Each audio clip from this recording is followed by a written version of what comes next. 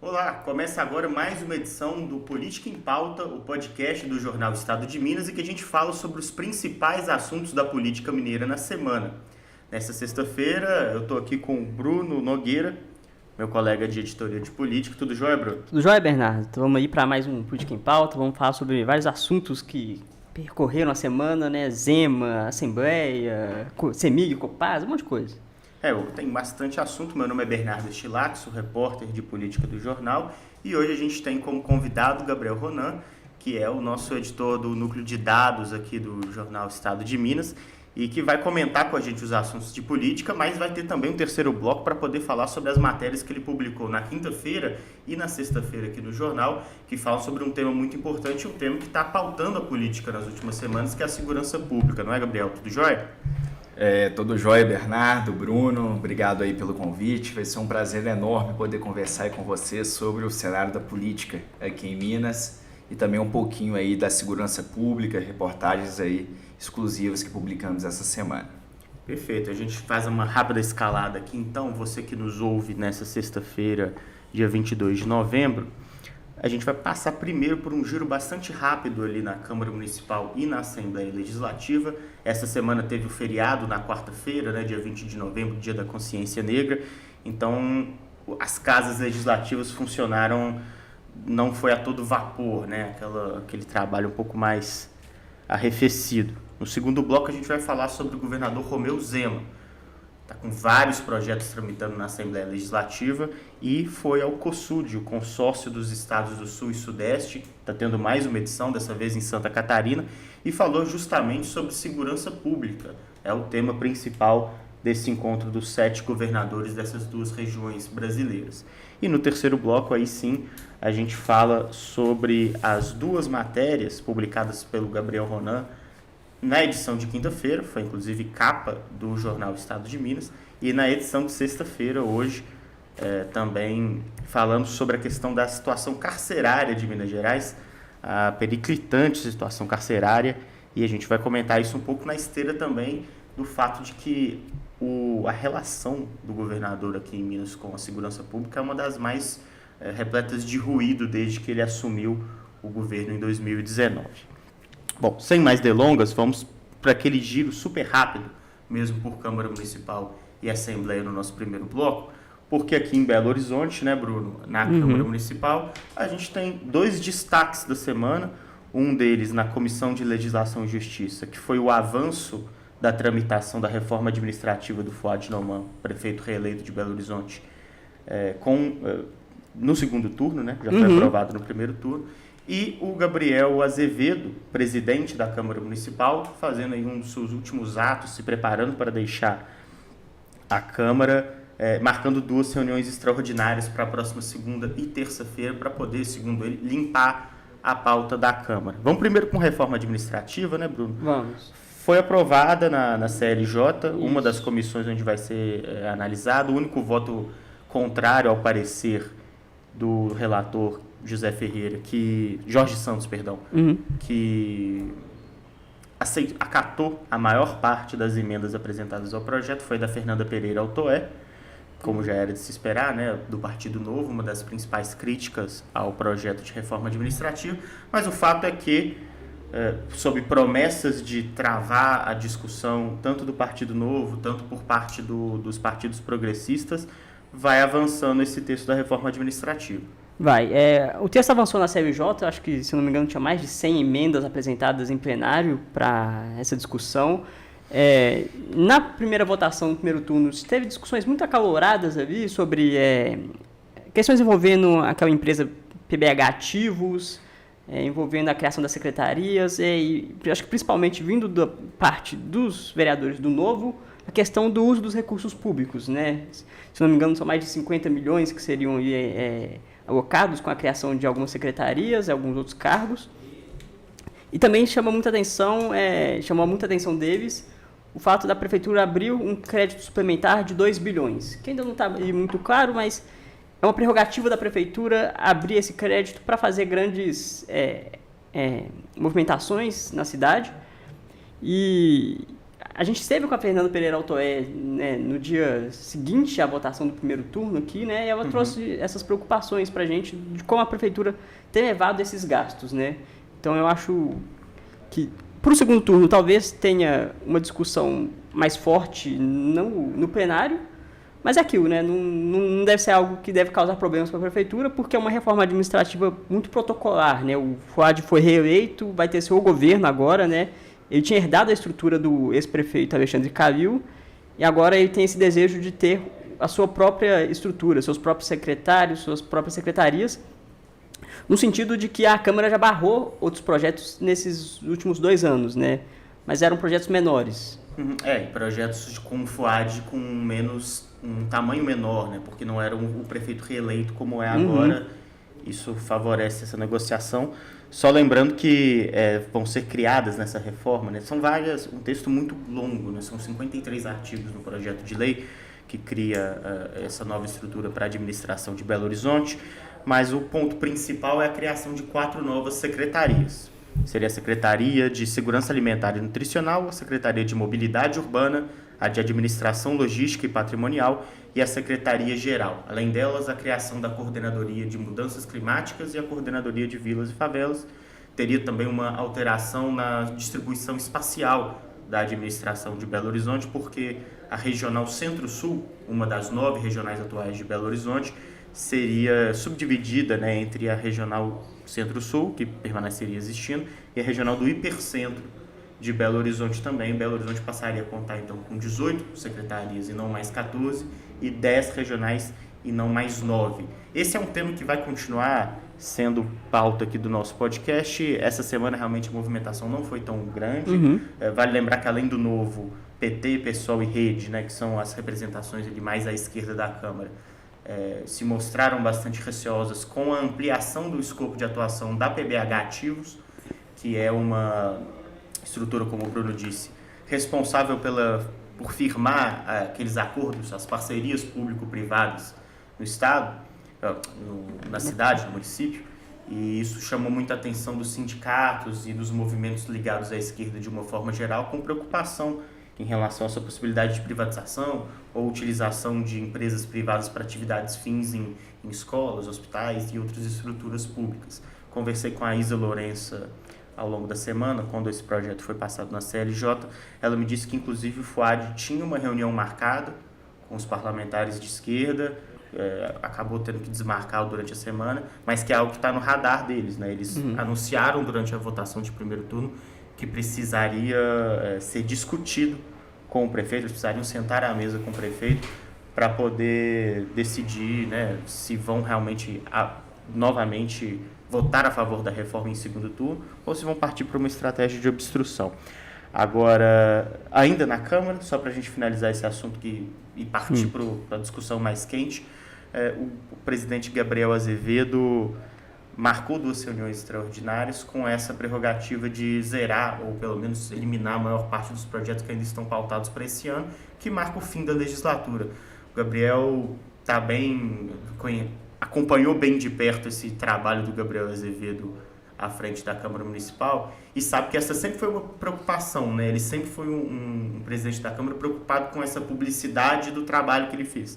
E um dos pontos principais dele era justamente falar sobre a Câmara que mais aprovou projetos na história, a Câmara que mais economizou dinheiro na história, e parece que ele vai encerrar da mesma forma como ele trabalhou nos últimos 2 anos, né, Gabriel?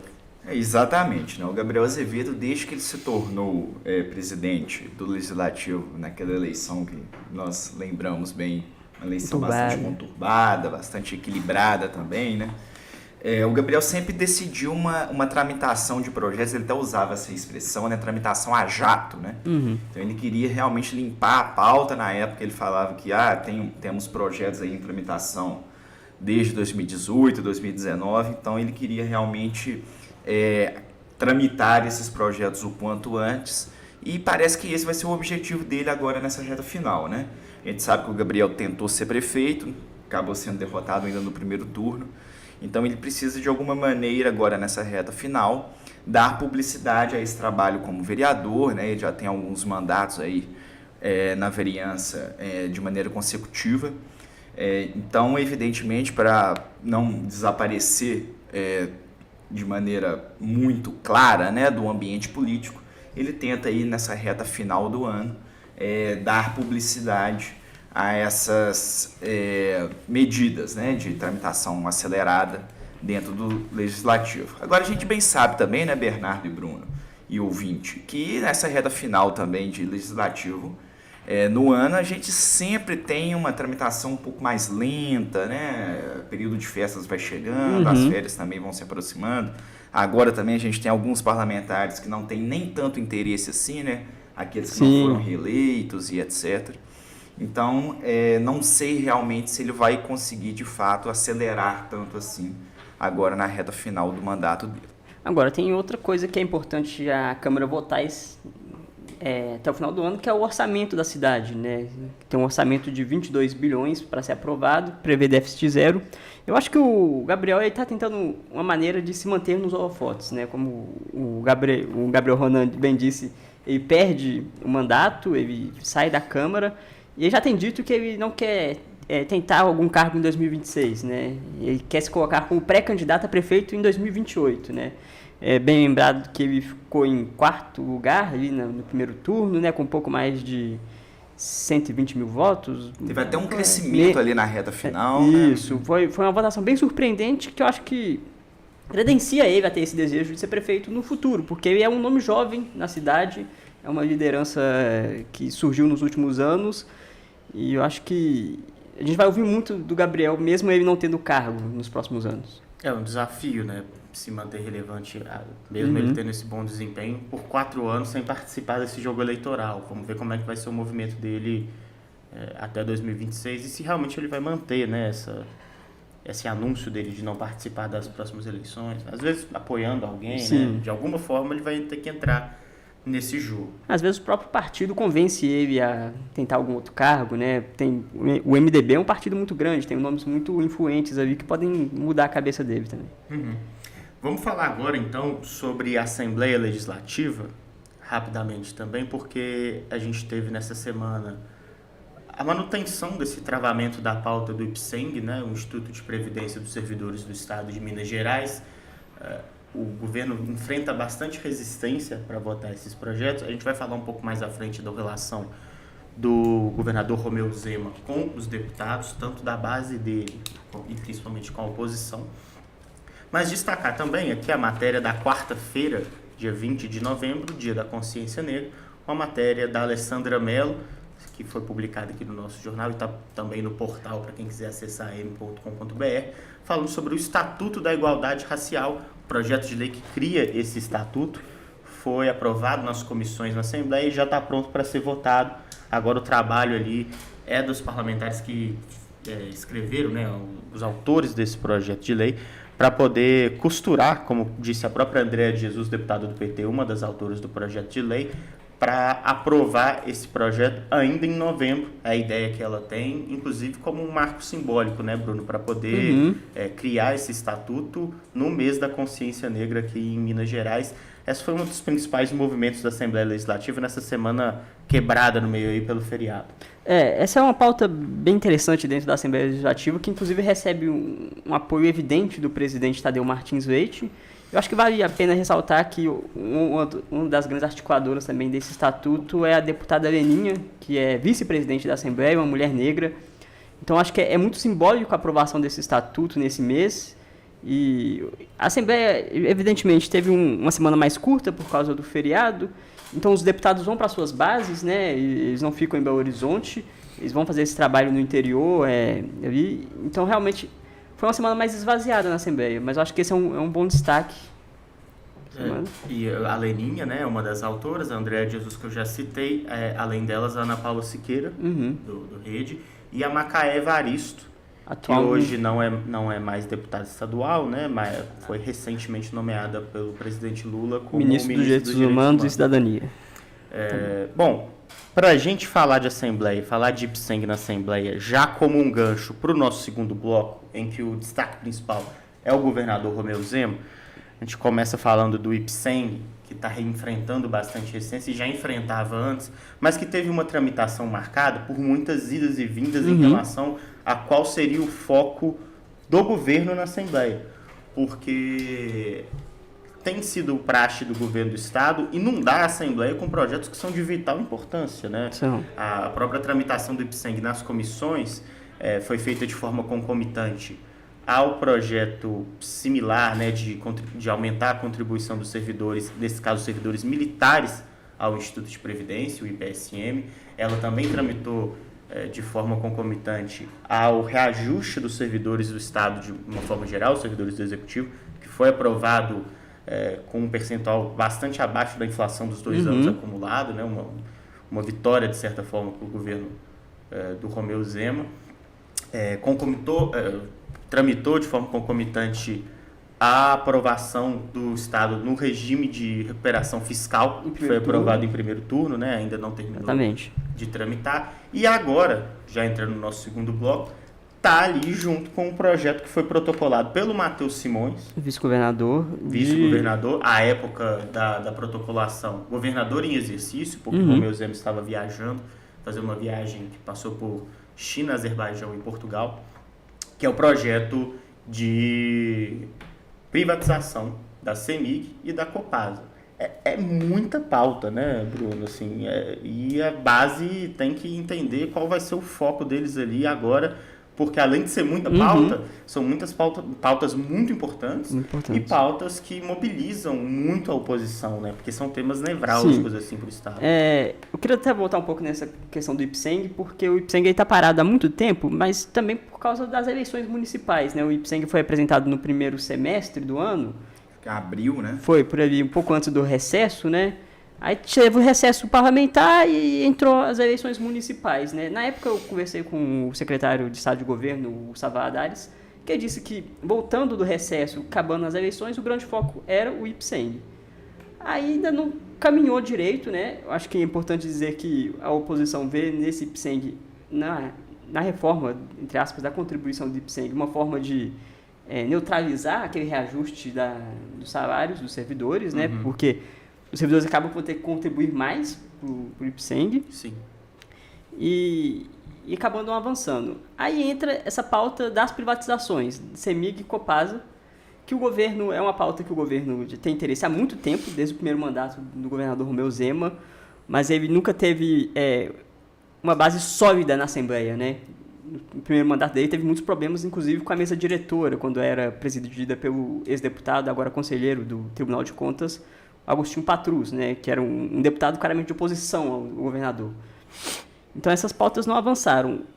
Zema foi eleito governador com essa visão neoliberal de privatizar, de enxugar a máquina, e é uma coisa que, se você vai ver nas redes sociais dele, do vice-governador, os seguidores deles cobram muito, né? Por que não privatizou ainda? Por que não conseguiu privatizar a Copasa, por exemplo? E muitos lembram, por exemplo, a questão da Sabesp em São Paulo, que entrou o governador Tarcísio de Freitas e em 2 anos conseguiu privatizar a Sabesp. O Matheus Simões usa a Sabesp, inclusive, como um exemplo de sucesso que eles querem seguir com essa privatização da Copasa. E eu acho até interessante que ele tenha lembrado da Sabesp logo na entrevista coletiva do dia em que ele foi protocolar esses projetos. Nesse caso, acho que assim, isso aconteceu na semana passada, mas na semana passada a gente gravou o podcast na quarta-feira por conta do feriado da Proclamação da República. Então a gente acaba não tratando aqui, então esse ponto é um ponto importante. Tem 2 questões simbólicas nessa protocolação, né? Porque não foi uma coisa, apesar com a ironia do termo protocolar. Sim. Porque o Matheus Simões foi à Assembleia, anunciou que iria, deu uma entrevista coletiva. Projetos de lei não são necessariamente tratados com essa mise-en-scène todo, né? E aí o primeiro ponto o Matheus Simões foi. É um projeto que obviamente não vai ser votado esse ano ainda, é um projeto que vai ficar para 2025. Poderia ter esperado o próprio Romeu Zema voltar de viagem se era para poder fazer esse alarde todo. E aí o Matheus Simões foi como governador em exercício.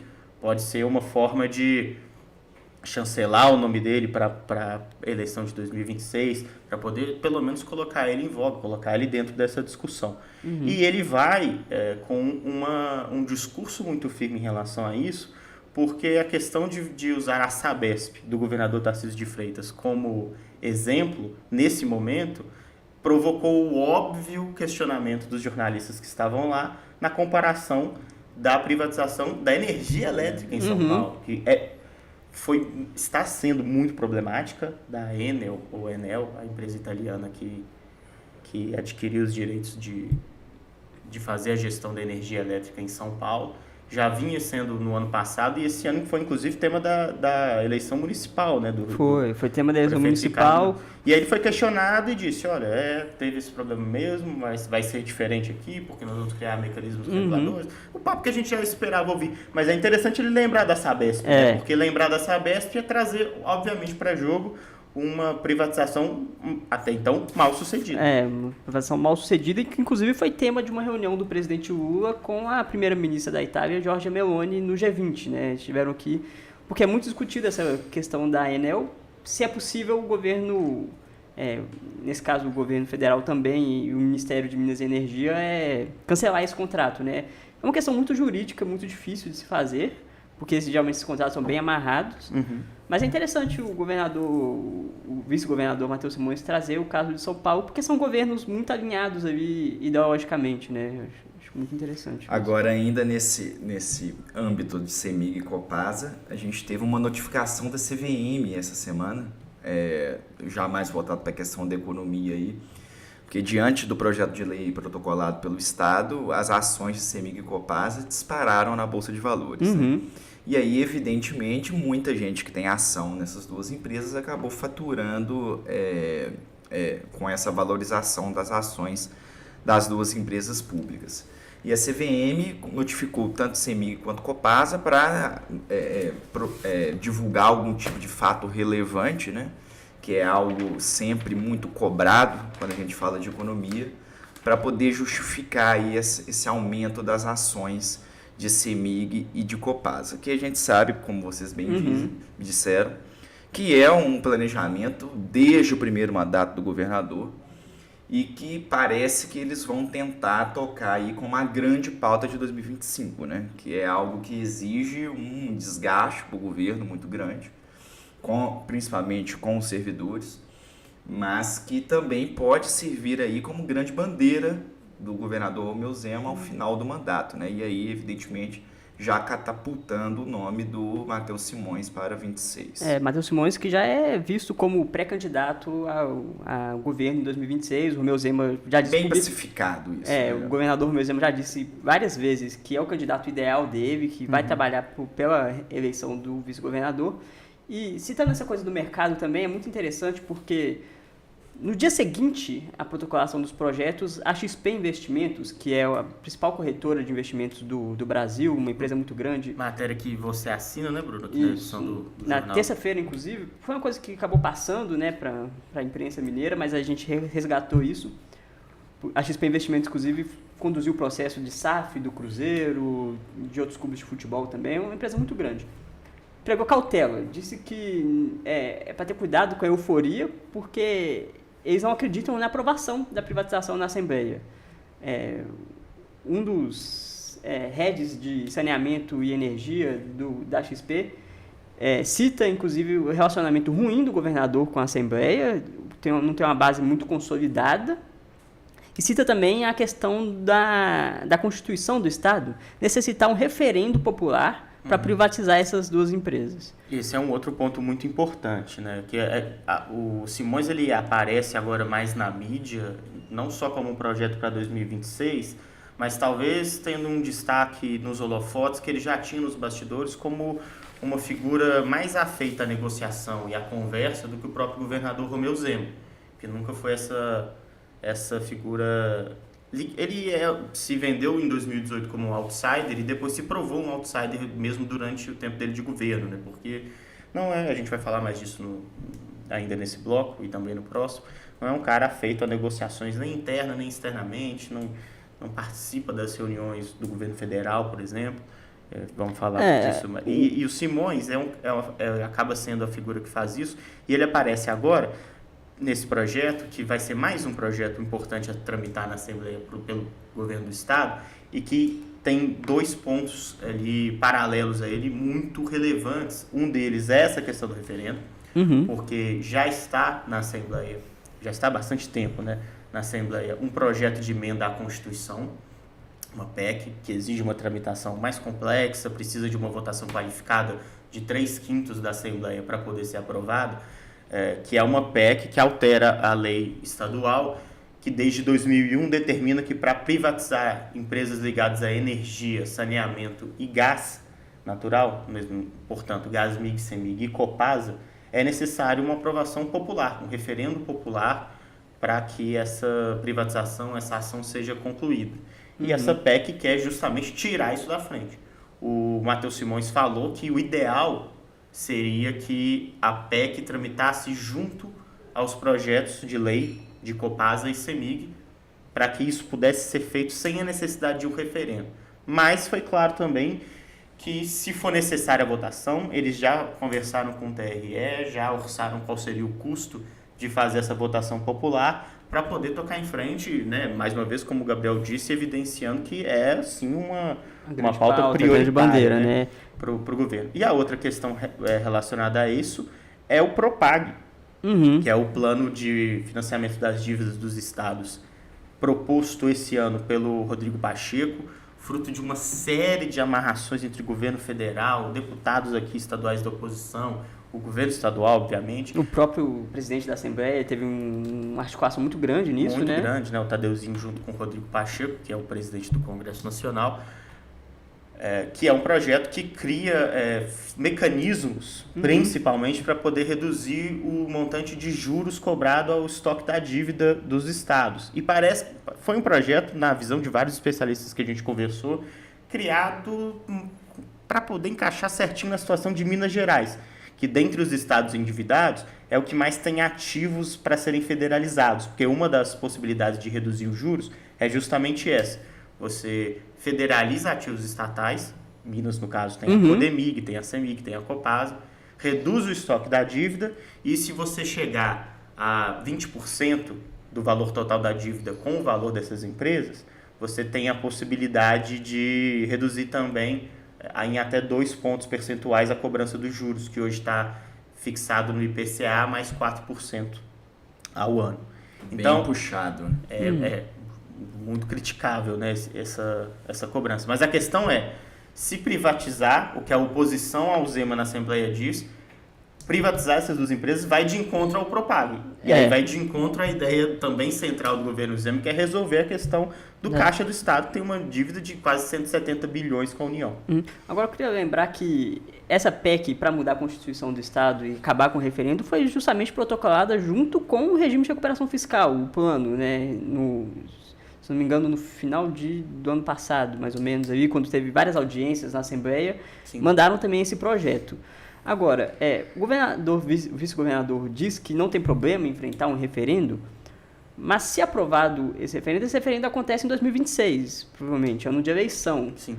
E aí há de se questionar qual que é o custo político para os deputados aprovarem essas privatizações e ter o nome carimbado em um ano que muitos deles podem tentar ser deputados federais ou voltar para a Assembleia mesmo. Então, acho que é um pouco complicado o vice-governador dizer que ele já está pronto para enfrentar esse referendo, porque pode ser um custo político muito alto para eles. Então, na minha visão, ou derruba esse mecanismo criado pelo ex-presidente, ex-governador Itamar Franco, acho que vai lembrar, ou vai ser muito difícil passar essa privatização na Assembleia.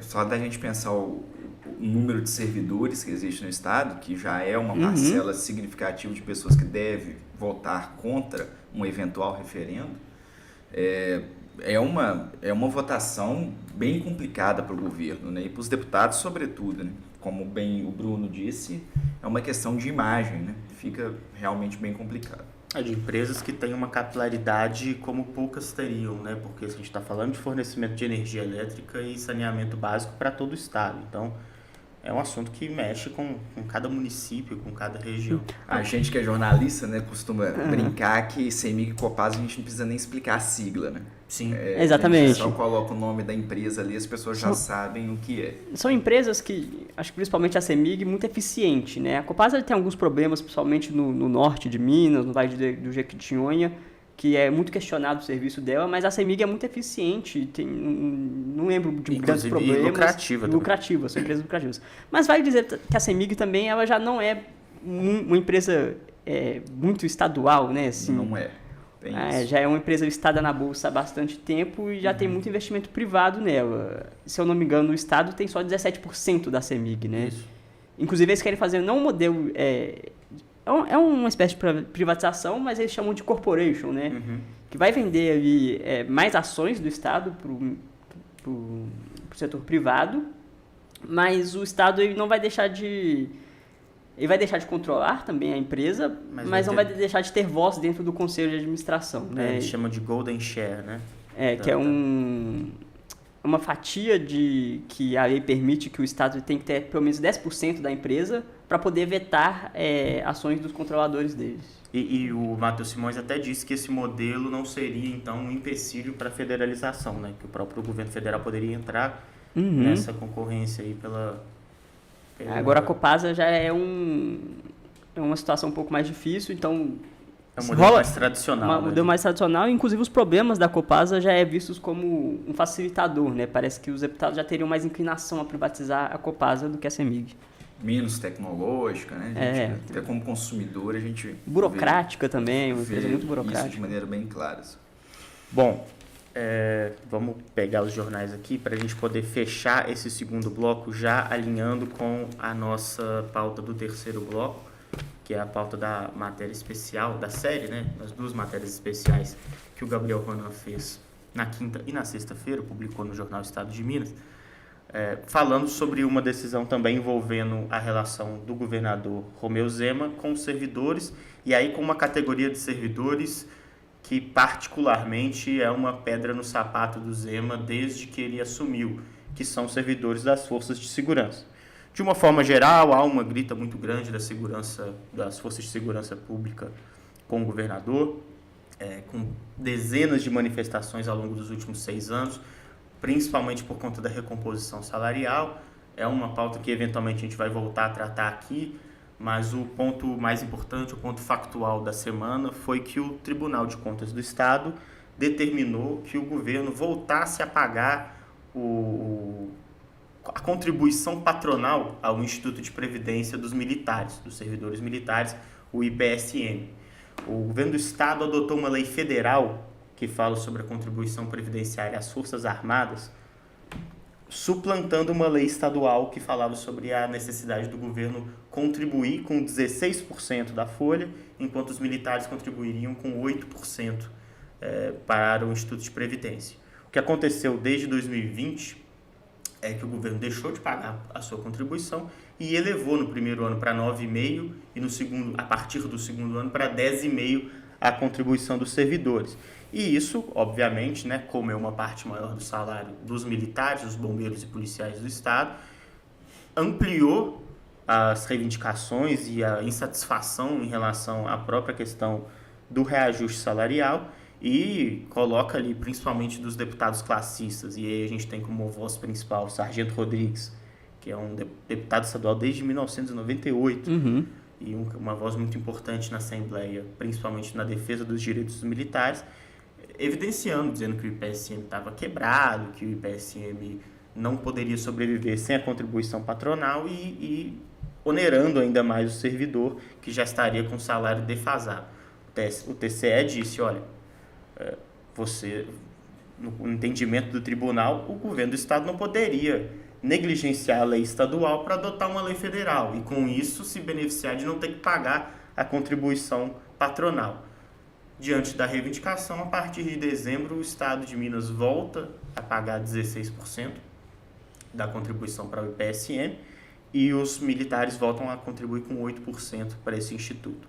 É uma discussão muito técnica, mas que foi vista com bons olhos, obviamente, pelos militares. É considerada uma vitória sobre esse governo bastante intransigente em relação a esse ponto, e que é importante a gente trazer aqui agora para abrir a discussão aí sim do nosso terceiro bloco, que é a situação da superlotação carcerária. Eu acho que um pouco antes da gente falar da superlotação carcerária, porque a gente disse na abertura do programa que a gente ia falar um pouco do COSUD, né? Com certeza, perdão. Mas acho que é até um gancho para falar sobre a questão carcerária, porque está rolando agora em Santa Catarina, em Florianópolis, a reunião do consórcio de integração dos governadores do Sul e do Sudeste, né? Vai reunir ali os 7 estados da região. O principal foco é a segurança pública, porque tem uma discussão em Brasília sobre a PEC da segurança pública apresentada pelo ministro Ricardo Lewandowski, e que o governo federal quer ter mais poder nas decisões da segurança, porque hoje é uma coisa muito voltada para os estados, que administram a polícia militar, a polícia civil, os sistemas prisionais, e o governo federal fica muito limitado com as ações da Polícia Rodoviária Federal e da PF. Essa PEC quer dar mais poder para essas duas instituições, mais poder nos próprios estados de investigação, quer tornar a PRF uma polícia ostensiva, né, que pode agir mais duramente contra os crimes rodoviários, e gerou muita satisfação desses governadores. É bom dizer que são governadores de oposição. Acho que tirando ali o Renato Casagrande do Espírito Santo, que é do PSB, que é da base do governo, a maioria são de oposição ao governo Lula. E então essas discussões dos próximos dias, o COSUD acaba amanhã com a divulgação de uma carta final, é uma espécie de G20, né, da política brasileira, né? Que o Zema trata como se fosse a Assembleia Geral da ONU, né? Ele, inclusive, não foi à reunião que o Lula convocou os governadores, disse que seria muita conversa, muito palanque político, né? Preferiu não ir e que ia tratar essa discussão de forma interna, ou então ali, porque o COSUD já tinha a sua própria ideia, né? Isso, o governador expressou algumas insatisfações, dizendo que o governo não acatou ideias do COSUD, né? Porque o COSUD já tinha feito várias reuniões sobre isso, inclusive já na edição passada, na 11º encontro, o ministro Ricardo Lewandowski esteve no COSUD em reuniões com esses governadores, mas parece ali que houve muita insatisfação. O discurso desses governadores de oposição ao governo federal é um discurso quando trata-se de segurança pública, também alinhado a essa ideia punitivista, a ideia de aumentar o policiamento, de aumentar o número de prisões. A coerção em primeiro lugar. O Caiado, governador de Goiás, foi nesse evento com o Lula e foi o principal destaque, né? Porque ele se opôs muito à ideia, chegou a dizer, literalmente, que não existe crime mais no estado de Goiás, ele acabou com o crime. Não tem mais isso. Foi ironizado pelo presidente Lula. O governador Romeu Zema, inclusive, disse que criminalidade não se resolve com debate, né? Se resolve com ação. Isso. O governador de São Paulo, Tarcísio de Freitas, presidenciável daqui a alguns anos, talvez em 2030, não em 2026, disse que essa proposta não serve para nada, né?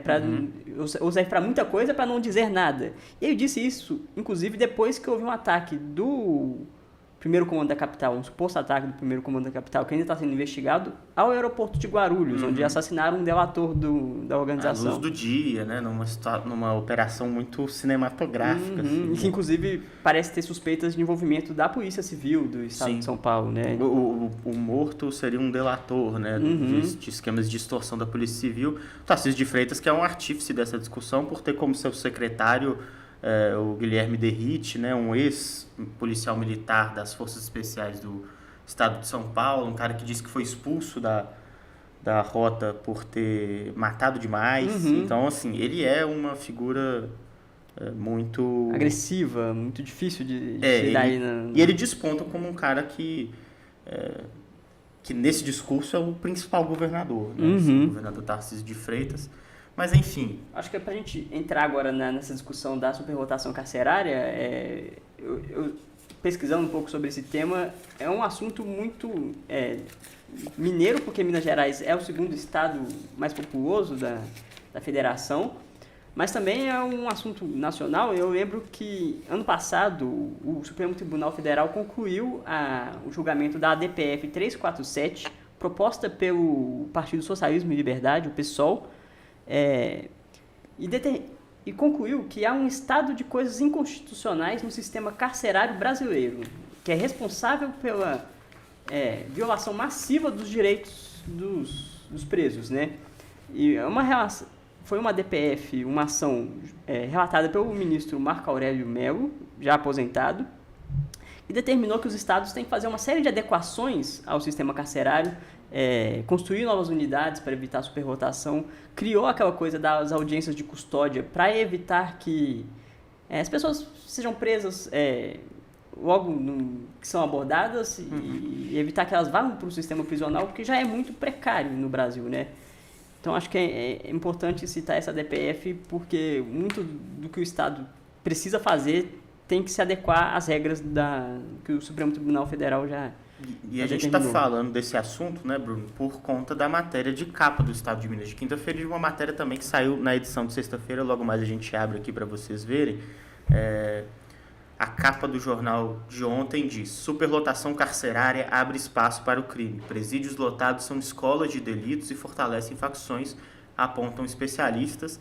A matéria do Gabriel Ronan, que o Gabriel Ronan assina, e que é um trabalho do nosso núcleo de dados, né, que o Ronan fez, que traz muita informação sobre a situação do Estado em relação à superlotação dos presídios, né? E abrir o espaço agora, então, para o Gabriel contar para a gente como é que foi apurar essa matéria, porque são muitos dados, e os dados são alarmantes, de fato, mas que também é uma matéria que tem muita informação, muita análise, né? Conversa com ex-detentos, conversa com especialistas em segurança pública. Como é que foi apurar, chegar nesses números, e como é que foi a descoberta dessa situação tão alarmante dentro do estado de Minas Gerais? Exatamente, Bernardo. Essa foi uma matéria que a gente produziu em uma série, né? A gente teve uma primeira matéria na quinta-feira, que foi essa capa que você acabou de relatar, e uma segunda que saiu na sexta-feira. São dados que vêm da Secretaria Nacional de Políticas Penais, a Senapen.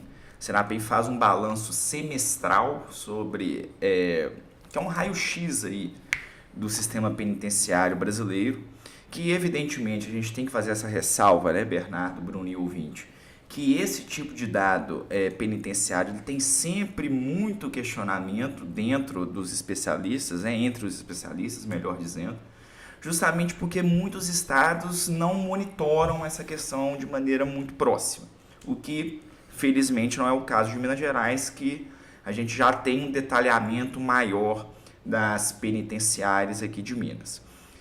O que a Senapen traz de dado, o mais preocupante, de que 66,8% dos estabelecimentos prisionais do estado estão superlotados, né? Estão com mais de 100% de ocupação.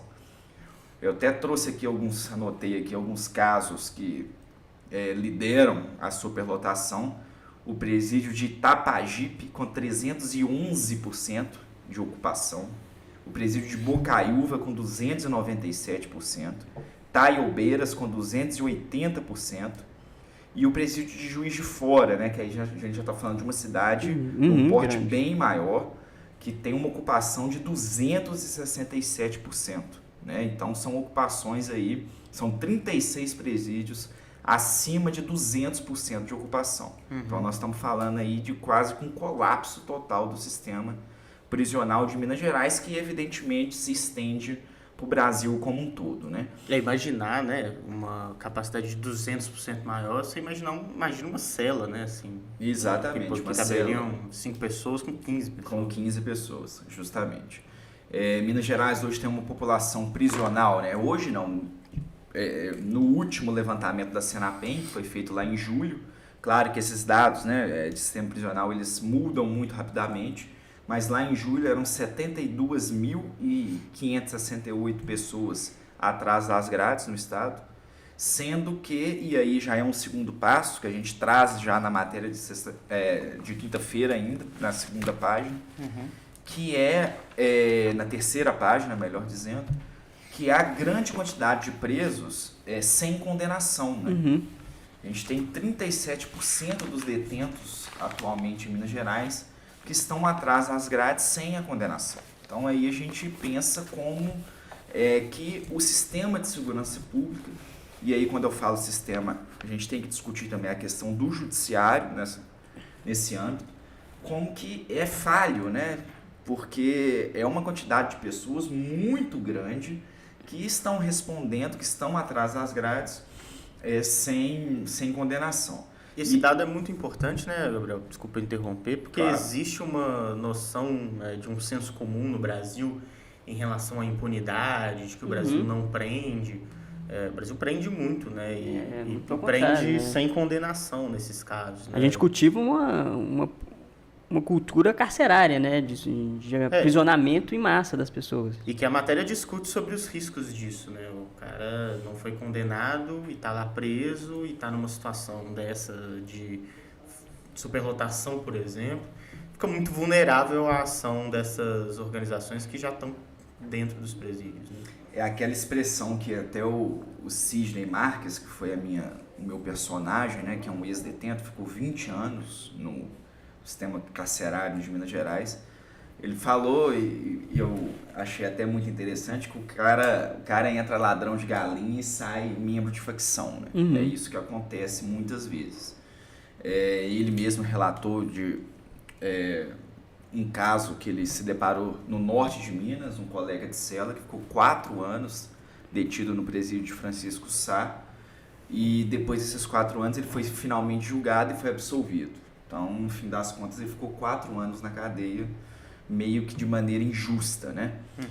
E dentro desse âmbito todo, Bernardo, Bruno e ouvinte, a gente tem que discutir a questão da guerra às drogas, né? Que é o que os especialistas mais batem na tecla, que evidentemente a maior parte dos detentos hoje condenados em Minas Gerais e no Brasil como um todo, até no mundo ocidental a gente pode tratar dessa maneira, que é o crime de tráfico de drogas, né? Que é o que lidera ali o número de condenações, né? Disparadaço, né? Disparadaço. Quase o dobro do segundo aqui. Se a gente for comparar com os demais crimes.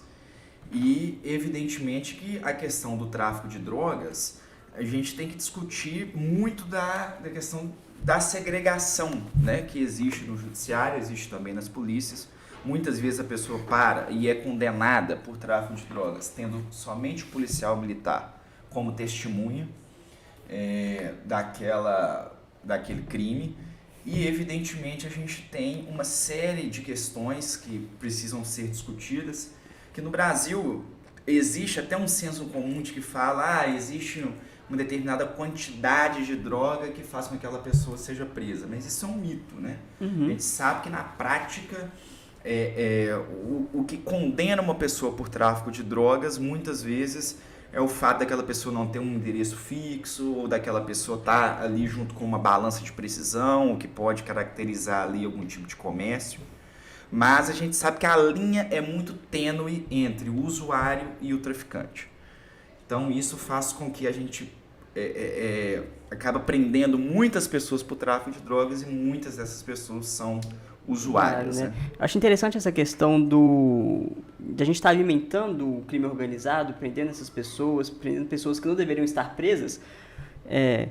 Ano passado, a ex-presidente do Supremo Tribunal Federal, a ministra Rosa Weber, ministra aposentada Rosa Weber, ela esteve em Minas Gerais, visitou penitenciárias da região metropolitana de Belo Horizonte, no âmbito do mutirão carcerário, que é uma ação do Conselho Nacional de Justiça que revisa os processos de pessoas que já estão presas para ver se tem como soltar. Algumas pessoas já cumpriram pena ou já cumpriram uma pena muito grande que já pode ser libertas.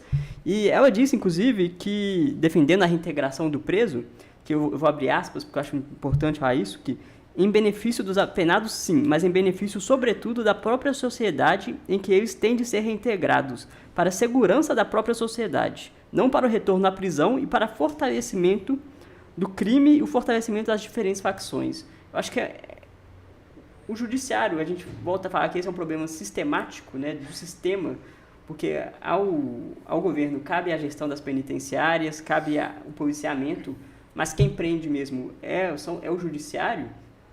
O judiciário ele tem se mostrado nos últimos anos muito preocupado com essa questão da superlotação carcerária.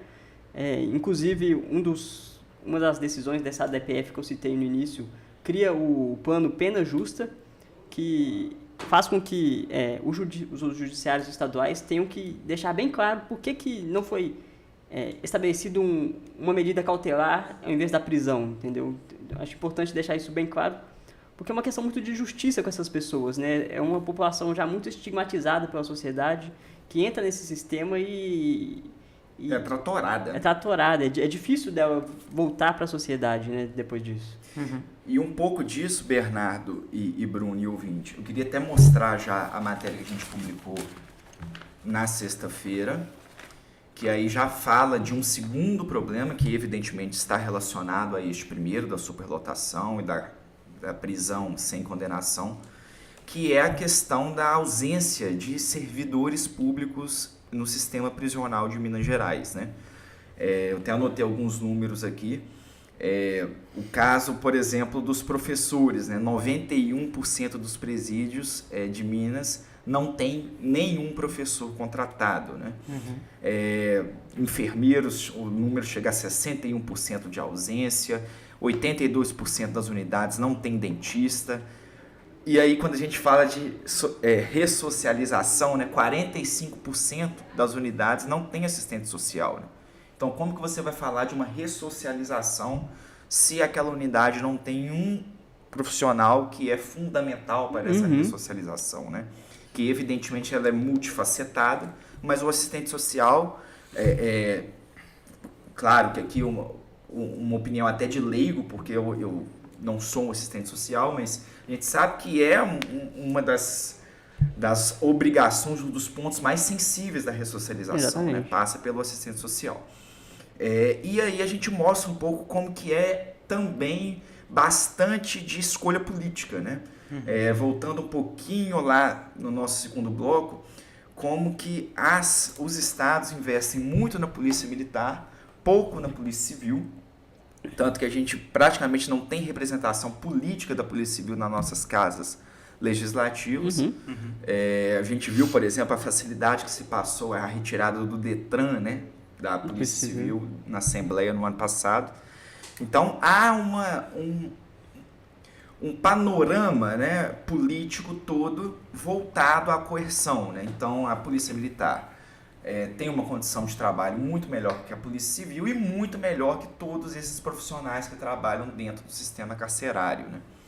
Então eu convido o leitor e o ouvinte, né, a acompanhar também essa matéria publicada na sexta-feira, que toca aí bastante nos problemas de quem está aí todos os dias batendo ponto no sistema carcerário de Minas Gerais. Eu acho muito importante, né, porque eu acho que você começa a matéria de uma forma interessante para a gente discutir, que você fala que a premissa mais fundamental do sistema prisional é a ressocialização.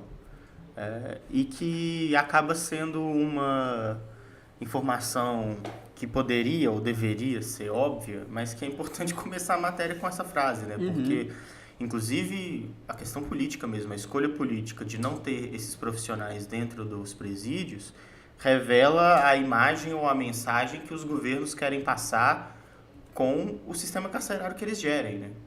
Então, não ter esse gasto não é uma questão de planilha, necessariamente. É uma questão da ideia de que você quer mostrar que ali a vida é dura, o cara não vai ter o trabalho profissional adequado para poder cumprir a premissa básica do sistema prisional e vai ali realmente aprender, sofrendo, no sofrimento, que ele não deveria ter cometido o crime que ele cometeu. E a gente vê isso, inclusive, né, assim, o deputado estadual e candidato a prefeito mais votado no primeiro turno em Belo Horizonte, que acabou perdendo no segundo turno, Bruno Engler, ele, por exemplo, destacou ao longo da campanha inteira um dos projetos de lei que ele aprovou na Assembleia, que é o projeto de retirada de tomadas das celas em Minas Gerais.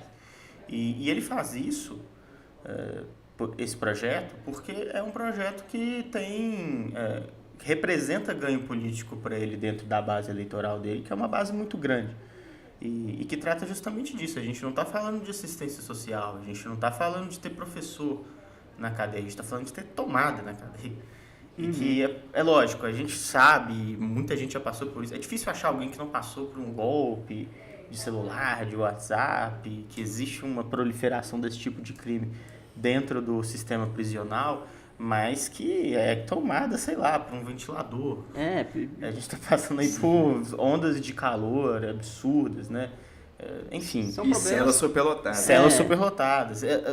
Fica um tema delicado, né? Para não falarem, você está defendendo o bandido. Mas... Essa entrada do crime organizado no sistema carcerário não vai ser resolvido tirando tomada, né? Tem que ter uma discussão mais ampla ali. Acho que a ressocialização hoje deveria ser, pelo menos, a principal forma de superar esse problema de superlotação, porque hoje não se fala em ressocializar o preso, se fala em construir mais presídios, né? Inclusive, o governo ele tem plano de construir mais 5 unidades, não é isso, Gabriel? Se não me engano. E que não resolve, porque não vai ter vaga para todo mundo de qualquer jeito. São mais ou menos 2.000 vagas que eles planejam. Até porque a população só cresce, né? Exatamente. E, inclusive, nesse sentido, o secretário de Estado de Justiça, o Rogério Greco, um pouco mais no início do ano, ele questionou o Tribunal de Contas do Estado se seria possível construir unidades prisionais com dispensa de licitação, com inexigibilidade de licitação, que é quando não há concorrência, quando só uma empresa pode prestar aquele serviço. O tribunal concordou, disse que é possível sim que se faça esse modelo de contratação, desde que se esteja comprovado que só aquela empresa pode construir aquele presídio, entendeu? Então, não se fala em contratar professores para essas unidades, não se fala em contratar assistentes sociais, se fala em construir mais unidades, né? Eu acho que tem que se pensar um caminho diferente, porque não resolve o problema. E aí, assim, até para fechar, a gente pensar de uma maneira mais ampla, que a questão do sistema prisional também, ela precisa ser resolvida na base, né? Que muitas vezes o cara ele comete um crime dentro de um contexto social muito complicado, né? A gente vê o tráfico, por exemplo. Por que o tráfico se prende tanto e há tanto tráfico? E a gente continua prendendo e o tráfico continua existindo? Porque ele é uma maneira de se ganhar dinheiro rápido. O consumo de droga, a gente sabe que ele continua. Então, evidentemente, quanto mais pessoas você prende, mais pessoas você vai ter que prender, porque o tráfico ele vai continuar existindo. A função não acaba porque aquela pessoa que exercia o papel ali, né, do aviãozinho, do cara que como tem na Cidade de Deus, né, o filme, a linha o plano de carreira do tráfico, né? É fácil o cara entrar ali, né? Exatamente. E se ele é preso, alguém vai cumprir essa função. E assim, a gente pensa muito a sociedade que as pessoas muitas vezes entram no tráfico também por toda esse viés de consumo que a gente tem na sociedade, né? Então a pessoa ela é alijada do processo de mercado de trabalho, justamente por não ter acesso ali a uma educação de qualidade muitas vezes, ou não ter uma base familiar e etc. E aí, para garantir esse acesso ao consumo, ela evidentemente procura outras maneiras, ou pelo furto de um telefone, ou a partir de um roubo de um carro, ou a partir, evidentemente, do tráfico de drogas. Então, é evidentemente que essa discussão é muito ampla, mas que a gente precisa também tocar nesse assunto um pouco mais delicado e, ao mesmo tempo, geral, né? Esses números que você traz aqui na matéria de quinta-feira explicam muito bem, né? Os 10 crimes mais comuns no sistema prisional mineiro. O tráfico de drogas lidera com 8.071 condenações, e aí o roubo simples e qualificado vem na segunda colocação com 4.535, quase metade das condenações por tráfico, né? Então vê como que isso realmente, se houver uma necessidade de trabalho da superlotação na base do problema, passa por discutir o tráfico de drogas, sem dúvida nenhuma. Exatamente. Bom, a gente vai encerrando então essa edição do podcast Política em Pauta, uma edição que tratou ali sobre as questões mais de bastidores de política, mas também que trouxe uma discussão muito importante, é uma discussão que pauta, obviamente, a política o ano inteiro, todos os anos, e a gente acabou de sair de um ano eleitoral, então segurança é o grande foco nas eleições, né? Dá muito voto, entre aspas, né? Com certeza. E eu convido a todos que nos ouvem ou nos assistem aqui pelo vídeo no canal do YouTube do Portal UAI a entrar no am.com.br ou a comprar o jornal de sexta-feira hoje na banca que você nos ouve, assinar o Estado de Minas também para poder ver a versão digital, porque está muito caprichada, com os gráficos, a arte está bacana. e ver o trabalho que o Gabriel Ronan fez de discussão desse assunto. Está em gerais, não está em política, está na nossa editoria de cidades. A gente não entende de segurança pública, mas a gente trabalha com jornalismo e entende quando uma matéria discute o tema da forma como tem que ser discutido, né? O trabalho do Gabriel certeza. realmente ficou excelente e convido a todos, porque a discussão é muito mais profunda e está muito mais profunda no texto do que a gente consegue abordar no nosso tempo aqui de podcast. Eu agradeço a todos que nos acompanharam nesses 45, 50 minutos que se passaram.